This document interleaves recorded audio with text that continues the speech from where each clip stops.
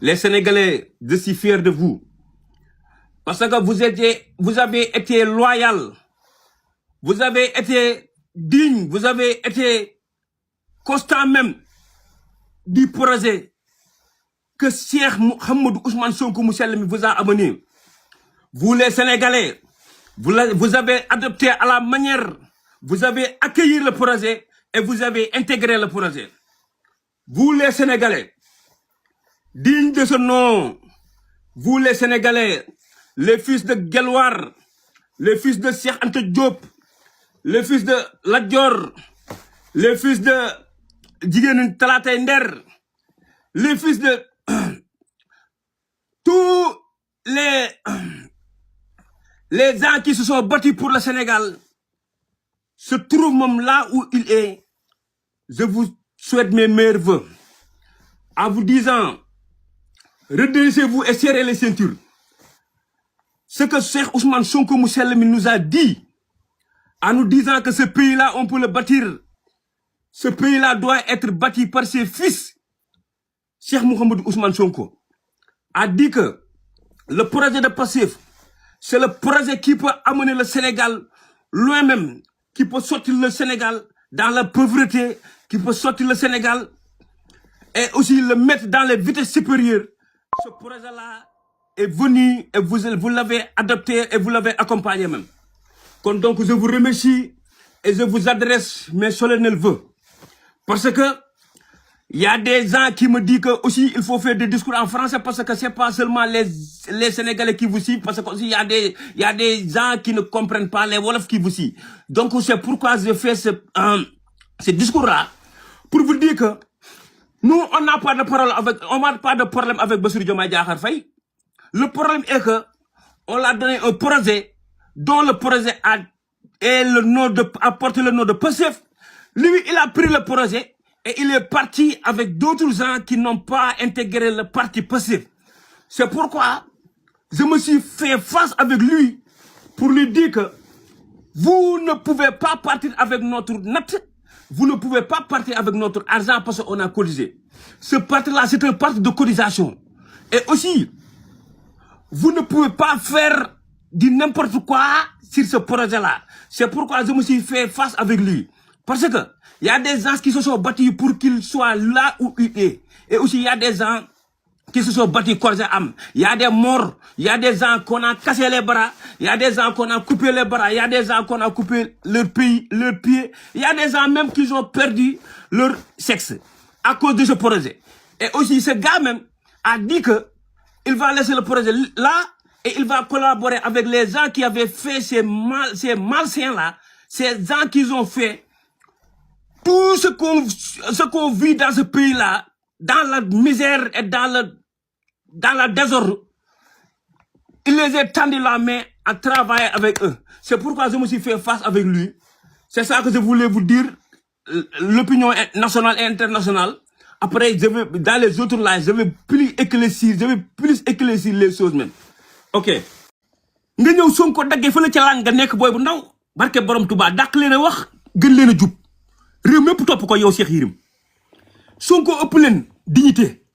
ëpp leen moral ëpp leen langage de vérité du sàcc du wurut du rambaaj du duglu yoonum newul mom Sonko yeen amul leen lu ngeen def ludul tok bañ ko bañ go xamane diko sosal may wax fani nga genn demb nan dafa wara nopi dafa wara apprendre à se calmer dama ne du calmer ndax ñaka calme gogu motax ñun mu synchroniser ñu ba ñu ñew fekk ci ko et dama ni Sonko bu calmon duñ ko fekk ci calme gi ngeen wax yeen moy calme gi ngeen bëgg moy Sonko nopi ranger fi mu wara ranger su ko defé ngeen mëna ñew mëna akimo Bassirou lek xel mi ya ngi dégg di mos yeen lool ngeen bëgg parce que nak buñu arrié yoy fi amu len xey yow Cheikh Yérim fim tolni amu xey am xey amoko ndax yow bindo lu nit lire am xeyo ci gouvernement xeyo ci administration yoro société yow Cheikh Yérim fim tolni ci gouvernement bi nga yakka di lijeenti ko parce que lool nga yagga def nguur gu fi ñew gu ne and nga ak mom ya ngi dégg diko maral di ci lijeenti ko waye nak bi nak da leena te ndax Cheikh ku fa nek Sonko mo fa ne barké Seigne Touba Sonko fa ne mo leen téré noyi mo téré yeen ngeen bëgg def li ngeen bëgg def fan yé passé genn nga néna Bassirou Diomaye Faye da wara dak Sonko lool ku ci lewul do ci deuxième def nga ko boobu jàllul nga ni Sonko daa war a démissionné dama ni Sonko du démissionné ne leen man du ma démissionné réew mi laay liggéey Sénégal laay liggéey liggéeyalu ma Bassirou ngeen ni boobu jàllul léegi rek xam ngeen dem ngeen ba xam ni tante ngeen lépp jëm ngeen ko séparé ak Bassirou fi mu toll nii moo booboo ngi dox séparé bi xëy na booy loolu mu toog fi mu toog léegi daal amul leen lu ngeen def ngeen ni daa war a apprendre à se calmer ay waay Samba foofu ngeen fii kay ngeen waroon njëkkee waaye da ngeen a lamb tous les plans sottiwul ngeen ñëw daal ne kon daal comme yëf yi sottiwul Sonko na daal waaye dama ni fi mu ne baax na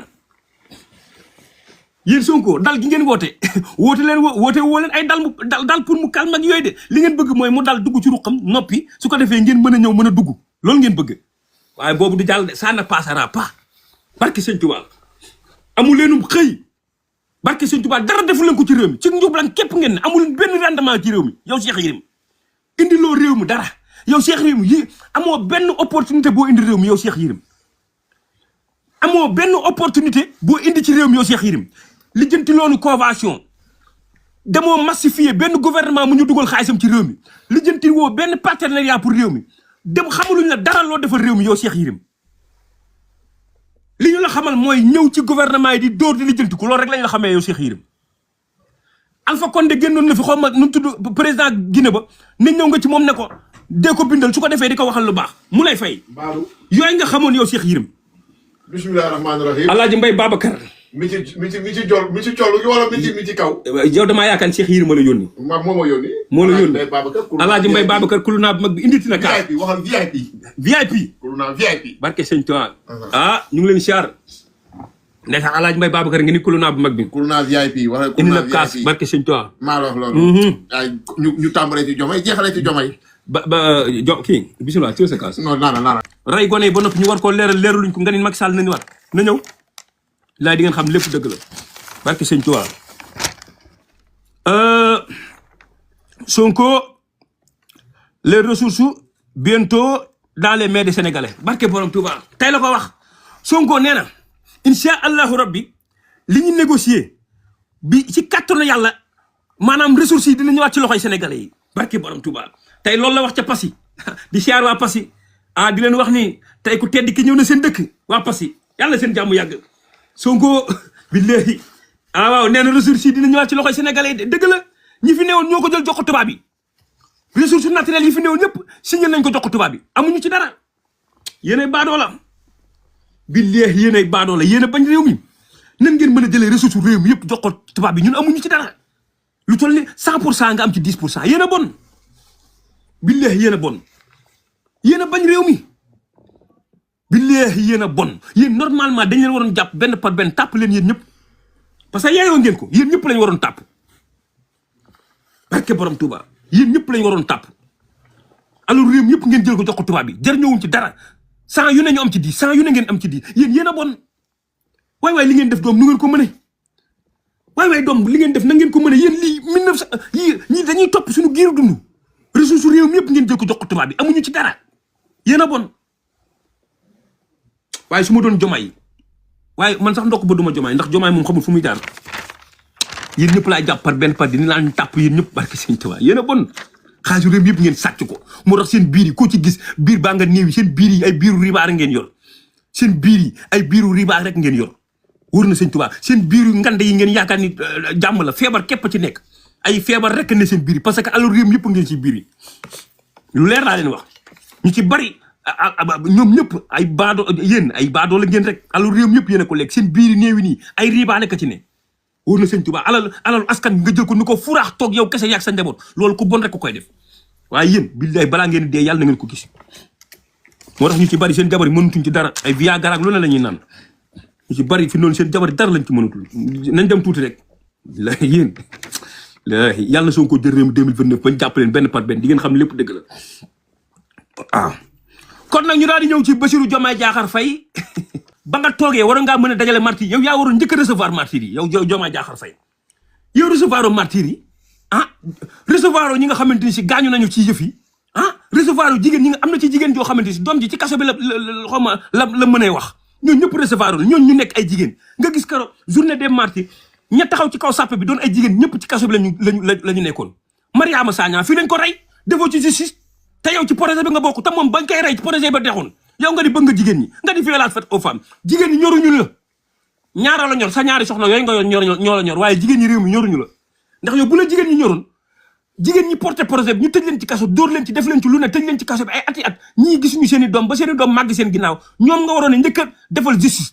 waaye defoo ko nga ne yow violence faite aux femmes waaye femmes yi ñoruñu la parce que sëñ Tuubaa femmes yi ñoruñu la ndax femmes yi buñ la ñoroon femmes yi bokk passif ngay njëkk a considéré parce que ñoo xeex ba nga toog fi nga toog waaw barke sëñ Tuubaa femmes yee xeex dugg ci kaso ba nga toog fi nga toog jigéen la ñu njëkk a rey ci yoon passif te yow normalement bu fekkoon jigéen ñor na la ki moom nga waroon njëkk a def enquête ñu xool ki ko rey Mariama Sagna waaye defoo ko kon yow boo nee jigéen ñi ñoruñu la sa bopp ngay lijjanti parce que xam nga ni réew mi ba nañ la nga toog nga ni xaaral ma jéem a xool nu ma xam naa ñi jigéen daal boo ko tuddee xol yi dafay tooy nga ni xaaral ma jël jigéen ñi dóor ci kaw góor ñi dama ni góor ñi ak jigéen ñee jaxasoo ànd bëgg Sonko yow la nu bëggut ndax moo ngi baax réew mi yow la ñu bëggul de barke sëñ Tuubaa ndax Sonko bu génnee convam ña cay topp jigéen ñee ca ëpp barke sëñ Tuubaa ndeysaan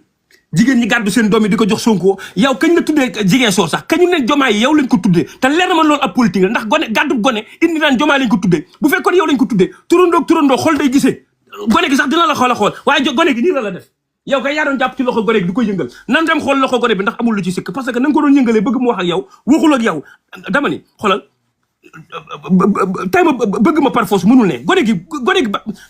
yéen gone goo ngeen tuddee jomaay tuddul jomaay yi kooku bu tuddoon jomaay dana nuyu turandoom man daal président yi jaaxal nañ ma quoi xam nañ gone daal sensible président bu fi toog ñu jël ab gone jox la ko Macky Sall fi lañ ko joxoon gone mu taf ko gone gi di ko yàlla pour génn ci moom jomaay mi tamit gone gi mu ngay xëcc bëgg di ko xëcc pour forcer ko ci boppam gone gi nangu koo xool Sonko képp lañ ciy jox gone mu tëdd fii nelaw barke borom Tuubaa parce que xol baa laab Sonko képp lañ ciy jox turandoom mbaa gone gu mu mënti doon ñu jox ko Sonko bu koy taf fii gone gi nelaw parce que xol bee laab waaye xol yoo xam ne normalut ay xol yoo xamante ni si ci war la ñu fas yéene nekk ay xol yoo xamante ni si da nga leen di ji teraanga ñu jël la safaan xol yooyu xam nga ne gone du ci tëdd parce que nag gone xamul dara te gone leerug yàlla lay yor kon gone ku ñu jox gone gi di la rejeté jàppal ni baaxoo looluy dëgg de nan waxante dëgg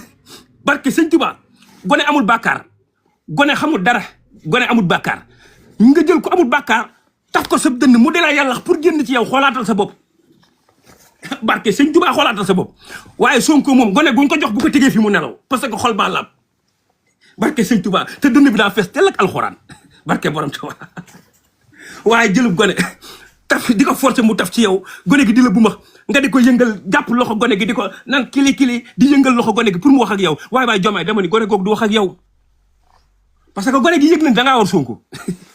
gone googu nga doon forcer ca Casamance bëgg mu wax ak yow gone gi yëg nañ da ngaa war Sonko mënut a wax gone la waaye yëg na yàllaay doxale dara ci moom yàllaay waxee ci moom moo tax gone gi yëg na ni yow mii da ngaa war Sonko te ci tànk yi war nga ne moo tax gone gi nanguut a wax ak yow forcé nga ba sonn nag yëngal gone gi ne du ma wax ak yow waaye barke borom Tuubaa yow turandoo jomaay moo doom yow gone yi la tuddee ci réew mi yëpp bañ naan jomaay Sonkoy jomaay la ci gars yi doon profité de la tuddee doom waaye fi mu toll ña commencé woon tuddee jomaay doom sax changé nañ seen tur parce que yow moom wax dëgg yàlla doo daw suñu nax ba noppi ñu jël suñu tur doom di la ko jox waaye xalaatuñ ko kat ndax bëgg nañu gone yi am yeneen jeexital yu ne ci ñoom waaye kiñ la tuddee moo ànd ak mbooloo ma war leen waaye kooku kenn bëgg ko kenn ñaanul yàlla jël sa doom di ko jox tur woo xamante ni dañ naan président gone gañ fi njëkkoon a fal muy Bassirou Diomaye Diakhar Faye daa war ñoom àndaloon nan waxante dëgg kat barke sëñ Tuubaa